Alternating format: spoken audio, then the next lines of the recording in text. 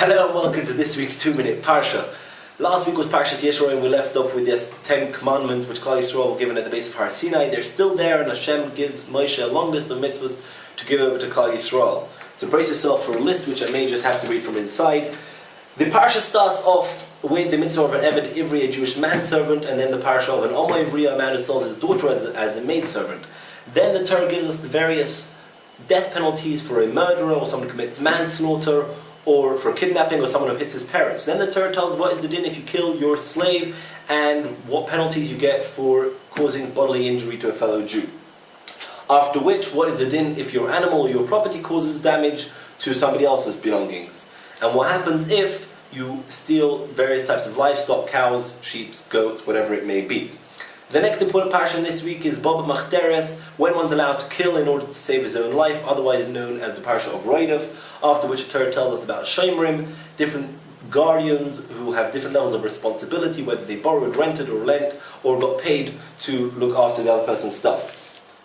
Afterwards the Torah warns us against taunting a ger, a convert, a yosem, an orphan, or an almana, a widow, and then the Torah tells us not to lend out money with interest, ribis.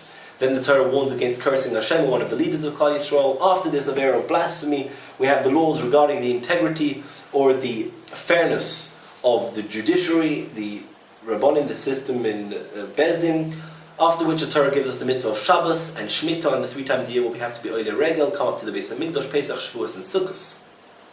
Hashem then says to Moshe that if they keep all these mitzvahs, it will be very easy for them to conquer Eretz Yisrael, and they will get a whole load of brachos. Moshe comes down to Klal Yisrael, he relates this all over, and they say, Na'aseh v'nishma, we will readily do and accept and listen to everything that Hashem says. Moshe celebrates this by writing a Sefer Torah, bringing korbanos, and building mizbechos to Hashem. They enter into the covenant. Then Moshe goes up to Har Sinai amidst clouds and smoke and fire, and he leaves his Zakenim along with Aaron, Nadav and Avihu in charge of Klal Yisrael. On the 7th day, Moshe is up there. Hashem calls Moshe to go up for a further 40 days and nights, after which he's to come down with the luchos. So to summary, we have a list of mitzvahs. We have where Moshe repeats the mitzvahs to Klal Yisrael and they accept it. Then they celebrate this by bringing korbanos, writing a Sefer Torah and building mizbechos to Hashem. Moshe then goes up for 6 days, and on the 7th day he's called up for a further 40 days to get the luchos, 40 days and 40 nights. See you next week.